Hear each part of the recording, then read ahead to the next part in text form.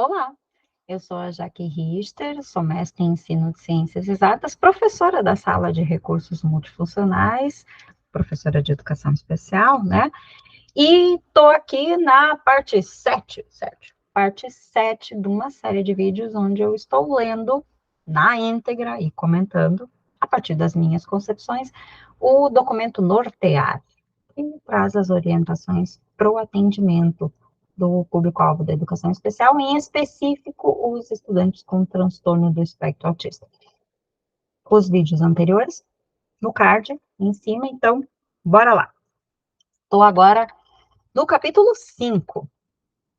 Vou compartilhar a tela, a gente vai lendo junto, e, por favor, se discordar de mim, ou tiver algum comentário, alguma coisa a fazer, alguma experiência, alguma vivência a relatar, puxa o comentário embaixo, e coloca aqui, vamos discutindo. Eu não gosto dessa coisa de eu ficar falando sozinha ou quebrando cabeça sozinha, né? Bora lá.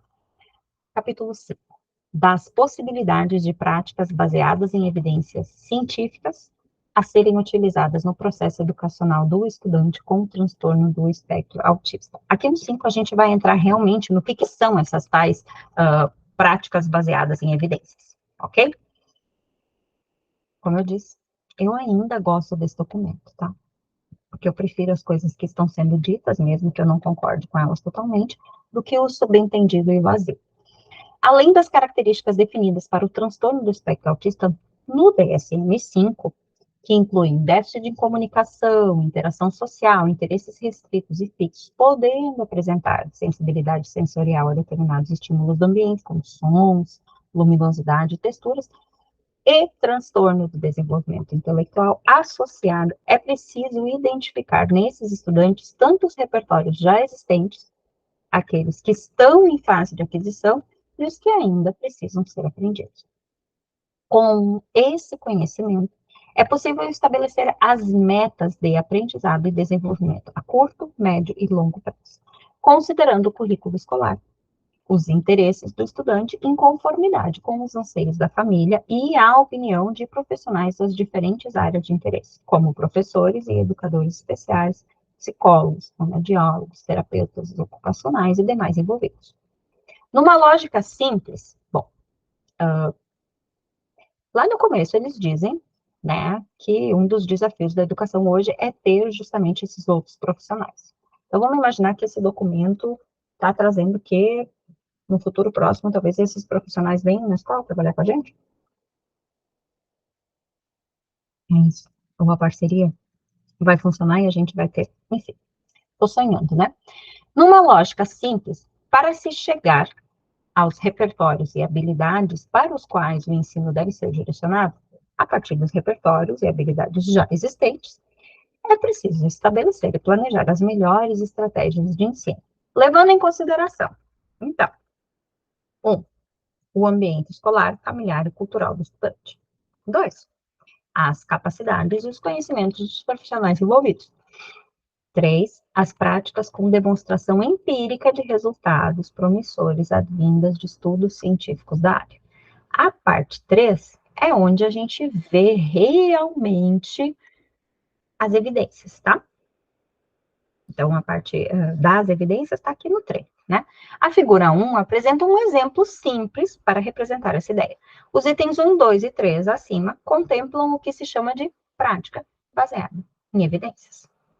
Por exemplo, tá? Repertórios atuais. Contagem, reconhecimento de numerais, quantidades, reticências. Estratégia. Qual estratégia? Quem vai aplicar? Onde será aplicado? Quando será aplicado? Quantas vezes? A meta é a adição e a subtração. Esse é um exemplo, né? De uma meta de aprendizado. Segundo Nunes e Schmidt, estima-se que cada pessoa com transtorno do espectro autista poderá ser exposta a mais de 15 tratamentos ao longo da vida. Mas muitas dessas práticas podem não produzir qualquer efeito benéfico ou ainda acarretar prejuízos ao indivíduo e suas famílias. Nesse contexto, com o propósito de uma identificação mais clara da validade de uma determinada intervenção, para que seja adotada ou contraindicada em serviço de atendimento coletivos ou individualizados, inclusive na escola, foram estabelecidas as práticas baseadas em evidência.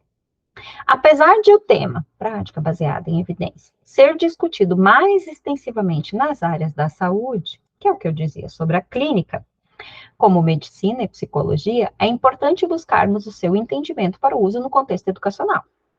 De acordo com Leonard Meyer, a premissa da PBE é a de que a conduta do psicólogo e de outros profissionais que lidam com seres humanos deve ser fundamentada em dados empíricos. Estende-se essa interpretação neste texto para psicólogos, mas é possível expandir para educadores, que trabalham direta ou indiretamente com estudantes com transtorno do espectro autista, na intenção de lhes proporcionar as melhores estratégias de ensino disponíveis. É revolucionário. É revolucionário, tá? É um documento revolucionário. A força-tarefa presidencial da Associação Americana de Psicologia sobre Prática Baseada em Evidências afirma que a PBE em psicologia se refere à integração da melhor pesquisa disponível com a experiência clínica no contexto das características, cultura e preferências do indivíduo. Spring descreve que a prática baseada em evidência, com base em outros autores, como um processo que envolve o uso consciente, explícito e criterioso da melhor evidência atual na tomada de decisões sobre o cuidado individual de uma pessoa. Portanto, de forma geral, a literatura da área indica que, tradicionalmente, a prática baseada em evidência considera a intersecção de 3 domínios: a melhor evidência científica disponível, a expertise do profissional e as características do indivíduo. Ok. A partir da proposta apresentada por Meunier, Souza e Carvalho, pode-se entender cada um dos 3 domínios da seguinte forma: a melhor evidência científica disponível. Considera-se a melhor evidência disponível em relação à efetividade, eficiência, eficácia e segurança das intervenções. A efetividade de uma intervenção é medida pelo quanto ela funciona no mundo real. A eficiência se refere ao seu custo-benefício. A eficácia é demonstrada em estudos científicos controlados, e a segurança se refere ao quanto é improvável a ocorrência de algum efeito indesejável para o indivíduo. A expertise profissional. Os profissionais fazem uso de suas habilidades e experiências passadas em relação aos riscos individuais e benefícios de intervenções potenciais. Né? Ninguém começa do nada, a gente tem que ter características do indivíduo. A prática baseada em evidências pressupõe que as decisões devem ser feitas em conjunto com o indivíduo, ou seus responsáveis, no caso de crianças menores, né? Com base na melhor evidência científica e na relação custo-benefício. Então tá. Orsatti et al. Discutem o que é, então, considerado evidência na área da educação. E elencam, citando Thomas Spring, 3 critérios. Então, na área da educação, a gente tem relevância.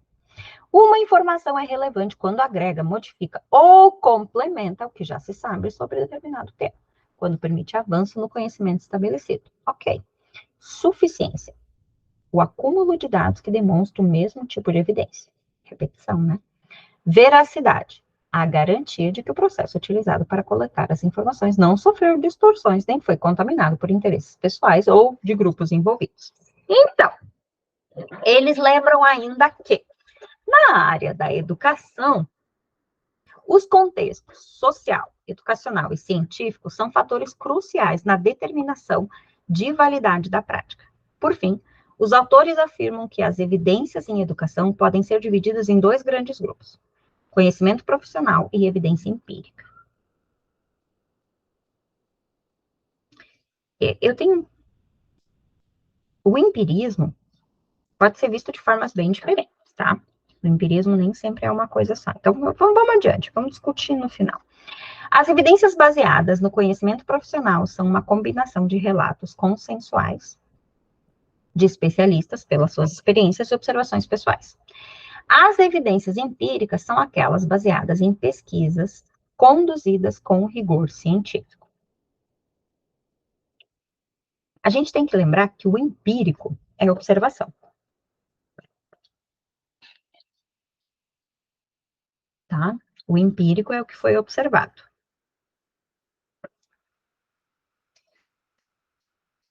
Hume et al. Descrevem um conjunto de práticas que têm evidências de efeitos positivos com crianças e jovens com transtorno do espectro autista. Os autores fizeram uma sistematização de 972 artigos, a partir dos quais elencaram 28 práticas de intervenção que atenderam aos critérios de prática baseada em evidência. Então, quem quer pesquisar mais sobre prática baseada em evidência, é só procurar essa referência aqui no final, que provavelmente vai ter ali uma lista de pelo menos 28 práticas que foram analisadas, né? Mas os autores lembram que a falta de evidência não significa que uma intervenção seja ineficaz, apenas que os estudos suficientes podem ainda não ter sido realizados. Como critérios utilizados na pesquisa, para ser identificada como baseada em evidências, uma categoria de prática tinha de conter. Quais foram os critérios dessa pesquisa dele, para ele poder definir o que era pesquisa baseada em evidência, tá? Prática baseada em evidência. 2 estudos de alta qualidade com delineamento de grupo, conduzidos por 2 grupos de pesquisa diferentes. 5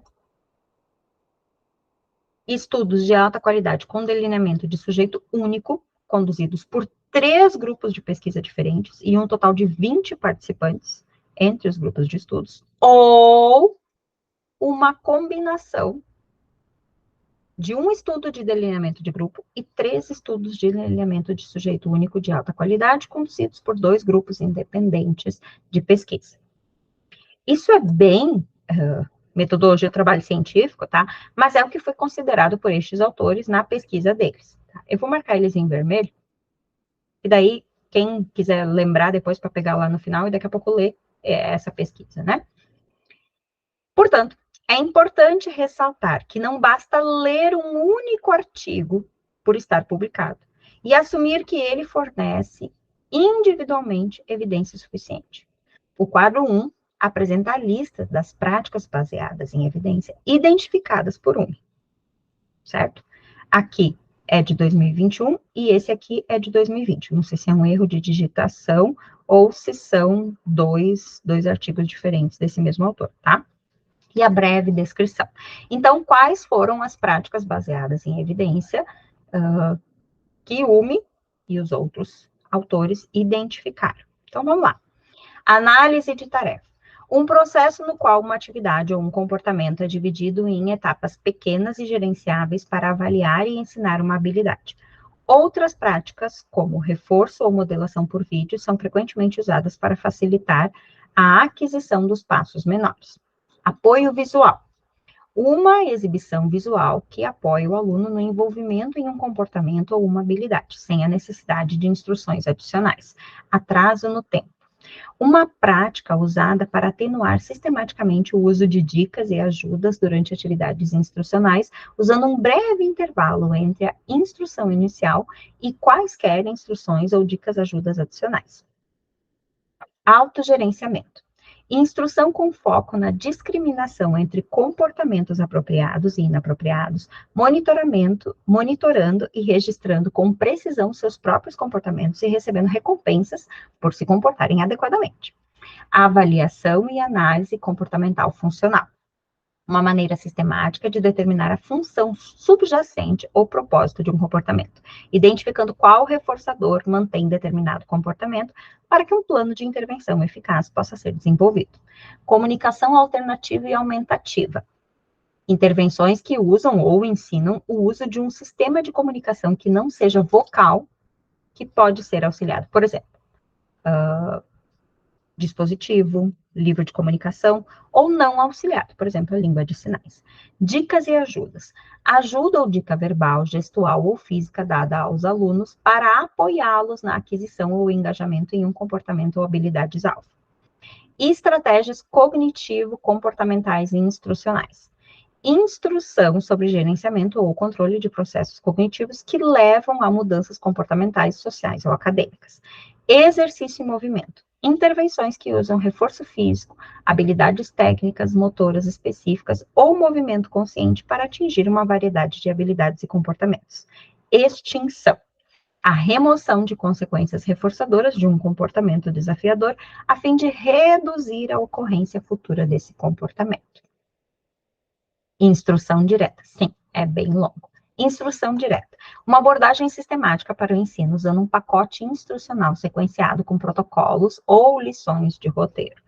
Ela enfatiza o diálogo entre professor e aluno por meio de respostas independentes dos alunos e emprega correções de erros sistemáticos e explícitas para promover o domínio e a generalização. Instrução e intervenção auxiliada por tecnologia. Instrução ou intervenção em que a tecnologia é a característica central e é especificamente projetada ou empregada para apoiar o aprendizado ou desempenho de um comportamento ou habilidade para o aluno. Instrução e intervenção mediada por pares. Intervenção na qual os pares promovem diretamente as interações sociais de crianças com transtorno do espectro autista e ou outros objetivos individuais de aprendizagem, ou o professor ou outro adulto organiza o contexto social. Por exemplo, grupos de brincadeiras, grupos de redes sociais, recreio e, quando necessário, fornece apoio. Por exemplo, dicas, reforço para as crianças com autismo e seus pares se envolverem em interações sociais.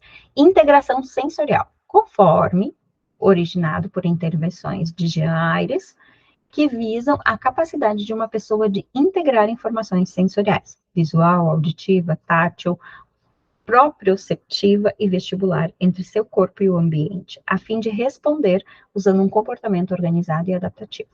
Interrupção e redirecionamento de resposta. A introdução de uma ajuda ou dica, comentário ou outros distratores quando um comportamento interferente está ocorrendo e é projetado para desviar a atenção do aluno do comportamento interferente e resultar em sua redução. Intervenção do momentum comportamental. A organização das expectativas de comportamento em uma sequência na qual respostas de baixa probabilidade de ocorrência ou mais difíceis estão embutidas em uma série de respostas de alta probabilidade de ocorrência ou mais fáceis, para aumentar a persistência e a ocorrência de respostas de baixa probabilidade. Intervenção implementada pelos pais. Aplicação de uma intervenção pelos pais a seus filhos que promova sua comunicação social e outras habilidades ou diminua seu comportamento desafiador. Intervenção medida por música. Intervenção que incorpora canções, entonação melódica ou ritmo para apoiar o aprendizado ou desempenho de habilidades e comportamentos. Inclui musicoterapia, bem como outras intervenções que incorporam música para abordar as habilidades alfa. Intervenção naturalística. Uma coleção de técnicas e estratégias incorporadas em atividades e ou rotinas típicas, nas quais o aluno participa para promover, apoiar e encorajar naturalmente as habilidades e comportamentos alfa. Intervenções baseadas no antecedente. Arranjo de eventos ou circunstâncias que precedem uma atividade ou demanda para aumentar a probabilidade de ocorrência de um comportamento ou levar à redução dos comportamentos desafiadores e interferentes. Modelação. Demonstração de um comportamento-alvo desejado por um modelo que resulta no uso do comportamento pelo aluno e que leva à aquisição do comportamento-alvo. Modelação por vídeo. Uma demonstração gravada em vídeo do comportamento ou habilidade-alvo, mostrada ao aluno para ajudar a aprender ou se engajar em um comportamento ou habilidade desejada. Narrativas sociais. Intervenções que descrevem situações sociais para destacar características relevantes de um comportamento ou habilidade-alvo e oferecem exemplos da resposta apropriada. Reforçamento. A aplicação de uma consequência após uma resposta dada pelo aluno, que aumenta a probabilidade de o aluno emitir a resposta no futuro em situações semelhantes. Reforçamento diferencial de comportamento alternativo, incompatível ou outro comportamento. O processo sistemático, que é um processo sistemático que aumenta o comportamento desejável ou diminui um comportamento indesejável, fornecendo consequências positivas para a demonstração, não demonstração de tal comportamento. Essas consequências podem ser fornecidas quando o aluno está A. Envolvido em um comportamento desejado específico, diferente do comportamento indesejável, é o DRA. B. Envolvido em um comportamento que é fisicamente impossível de fazer enquanto exibe o comportamento indesejável, DRI, ou C, não se envolver no comportamento indesejável, DRO. Treino com tentativas discretas, DTT. Abordagem instrucional com tentativas em massa ou repetidas, com cada tentativa consistindo na instrução, apresentação do professor. A resposta da criança, uma consequência cuidadosamente planejada e uma pausa antes de apresentar a próxima instrução. Treino de comunicação funcional. Um conjunto de práticas que substituem um comportamento desafiador, que tem uma função de comunicação por comportamentos ou habilidades de comunicação mais apropriados e eficazes. Treino de habilidades sociais. Intervenções que descrevem situações sociais para destacar características relevantes de um comportamento ou habilidade-alvo e oferecem exemplos de resposta apropriada. Uau! O que é tudo isso aqui? Tudo isso aqui são práticas baseadas em evidências que a pesquisa do UME traz. E lá em cima, quando ele fala que o programa de ensino, a escola tem liberdade, autonomia, com base na sua perspectiva didática, para escolher qual é o programa, qual é a prática baseada em evidência, eles dão a entender que a escola precisa escolher uma destas práticas baseadas em evidência ou outra que seja de interesse, mas que seja uma prática baseada em evidência. Para quem estuda aba, cara, metade do curso de aba está descrito aqui, né? Metade das intervenções de aba estão descritas aqui. Eu lendo, parecia que eu estava lendo o cronograma de aula de aba. Então, acho que a escola vai ter que voltar para a sala de aula para estudar um pouquinho, mas vamos embora. Apesar de ser um excelente referencial para a tomada de decisões, vale ressaltar que o trabalho de UME, e aqui ele botou 2020 de novo e não 2021, então vou ter que olhar depois, se utilizou essencialmente de pesquisas produzidas fora do Brasil. Portanto, diferenças culturais e estruturais precisam ser levadas em consideração ao transpor para o nosso país. Apesar da importância das práticas baseadas em evidências, Nunes e Schmidt ressaltam que as práticas interventivas desenvolvidas para estudantes, educandos com transtorno do espectro autista, produzidas em centros de pesquisa, nem sempre são assimiladas pelos professores em contexto escolar. Nossa, é verdade.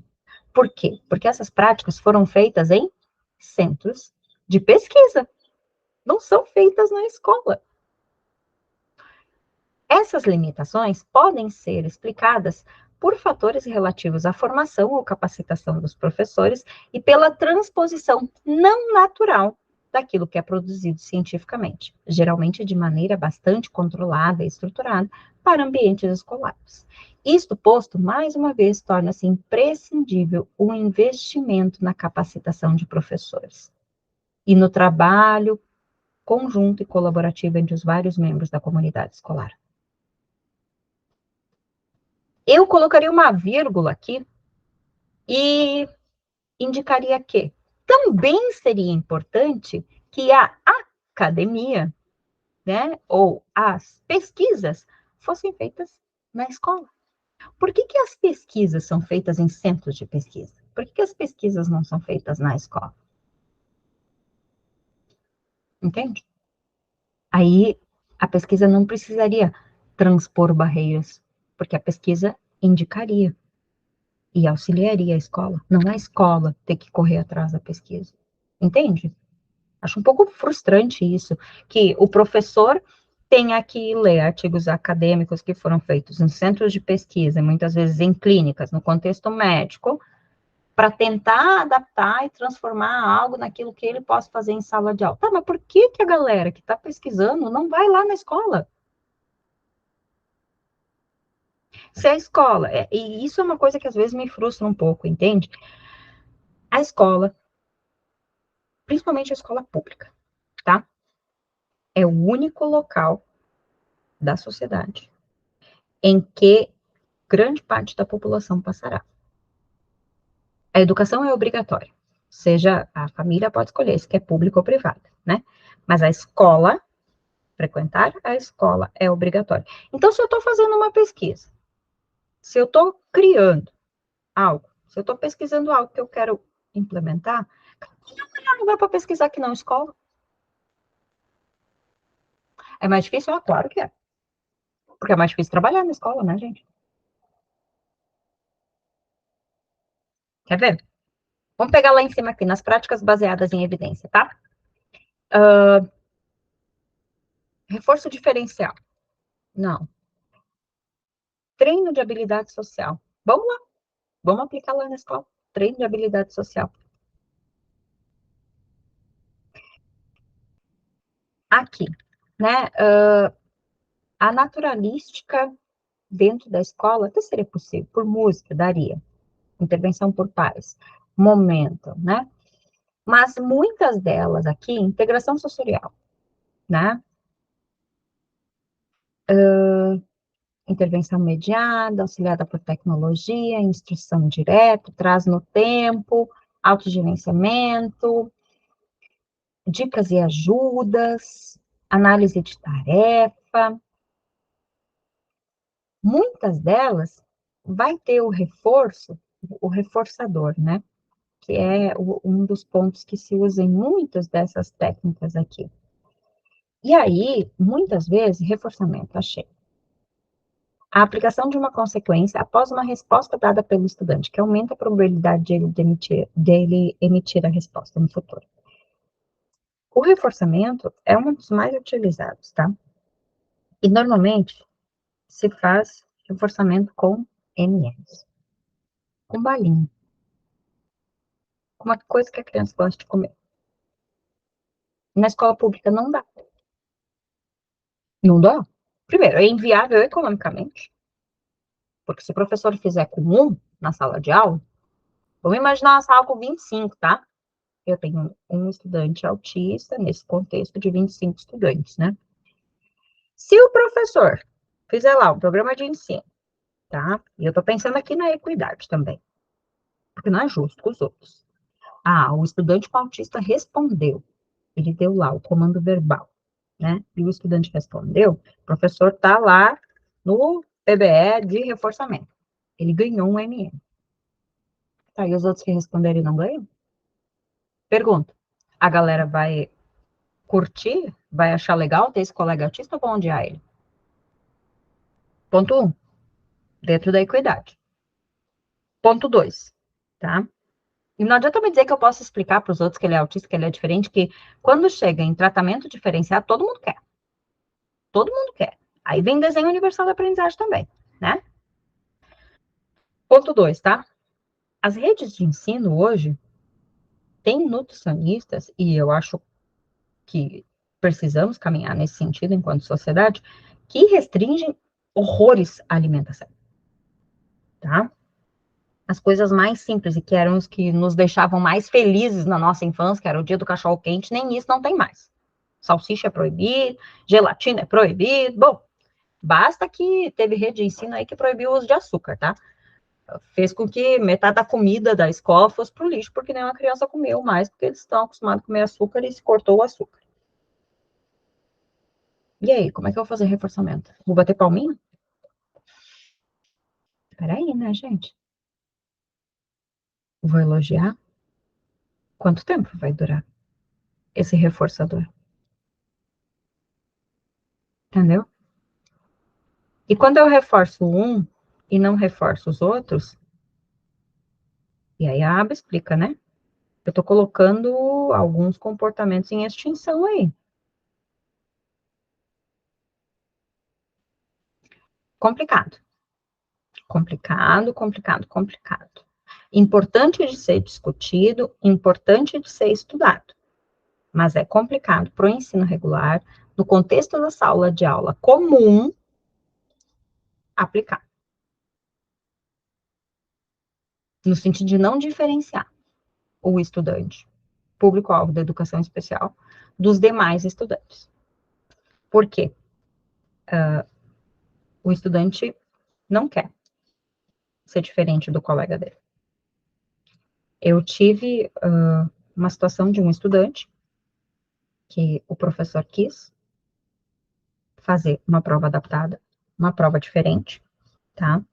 com menos questões, né? Questões com números mais baixos e tal, e o estudante não aceitou. Se eu preciso ouvir o estudante não quis uma prova diferente dos colegas dele, porque ele não quer ser diferente. Ele quer estar na escola, quer estar com todos, mas ele não quer ser tratado diferente. E isso, muitas vezes, a gente pensa, claro, essas leis, esses documentos são criados em casos muito extremos, né? Mas a gente precisa pensar que nem todo estudante quer ser diferenciado, que nem todo estudante quer se diferenciar dos outros. Ele quer ter os direitos dele, ele precisa ser compreendido, mas tudo que diferencia ele demais dos outros distancia ele. O próprio profissional de apoio. Normalmente, o estudante que tem um profissional de apoio, ele vincula menos com os colegas. Porque o profissional de apoio, por mais que seja uma pessoa fantástica, o profissional de apoio tente diferenciar ele dos outros. Percebem que essa área da educação especial é uma área muito delicada, né? E por isso eu acho bom quando o documento diz, o estudante precisa ser ouvido. Ele precisa ser ouvido. E quando ele diz, eu não quero ser tratado diferente dos outros, a gente também precisa compreender isso. E a pergunta, né, deve estar fazendo, tá, o que eu fiz naquela situação? Bom, eu e a professora, era uma professora de matemática, maravilhosa, por sinal, nós combinamos que em sala, ele faria a avaliação como todo mundo, ele faria a mesma prova dos colegas, até para ela ter uma noção de como estava a evolução dele, e ele faria uma outra prova, uma prova adaptada, comigo na sala de recursos, e ela faria uma média das duas avaliações. E aí, como ele rodava em todas, ele fazia a recuperação com o restante dos colegas que tinham rodado também na sala. Então, ele fazia 3 provas, em vez de fazer 2, né? E ele aceitou. Ele aceitou tranquilamente, contanto que ninguém ficasse sabendo.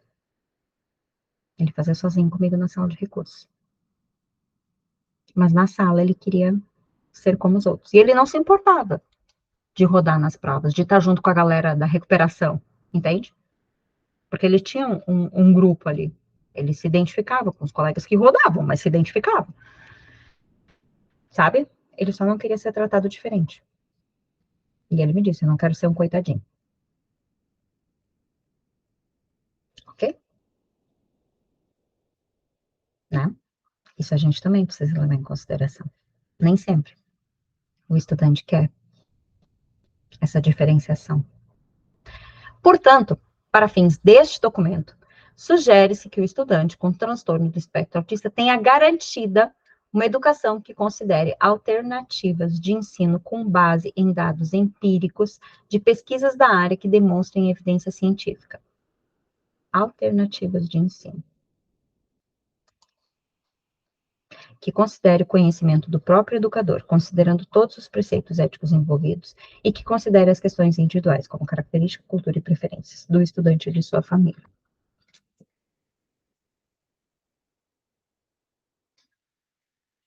Pense, tá?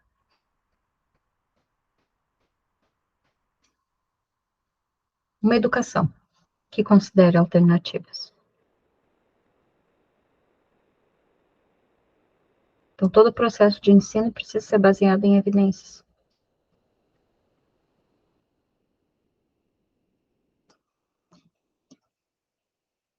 Mas, como o professor vai saber tudo isso aqui?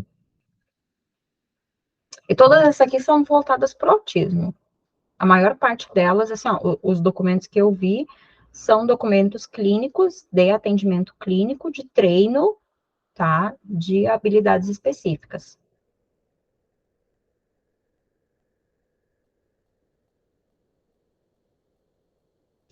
E aí, como isso vai lá para a BNCC? Como isso vai para o ensino, vamos lá, de expressões numéricas? Como isso vai para o ensino dos afluentes no Rio Amazonas, que é o conteúdo de uma turma? Bom, vamos ver se o capítulo 6 responde isso. Eu vou parar esse vídeo aqui, deixar o capítulo 5 da prática baseada em evidências, especificamente num vídeo, tá? Que assim a gente consegue voltar e buscar ele mais rápido. Comentem aqui embaixo o que vocês acham. Eu tô ficando louca nos meus comentários? Vamos conversar? Vamos debater isso aqui? Ou vocês acham que é possível utilizar as práticas baseadas em evidência no ensino regular, na sala de aula? Esses programas de ensino podem ser inseridos na atuação diária do professor, com ficha de registro e tudo mais? Ou vocês acreditam que todo estudante com autista deveria ter um profissional de apoio, um acompanhante que tenha realmente formação em aba ou que tenha amplo conhecimento sobre autismo para poder aplicar esses programas e fica a cargo dele aplicar? O que vocês acham? Adiante vai falar sobre isso. Eu venho aí na sequência com mais vídeos. Tchau, tchau.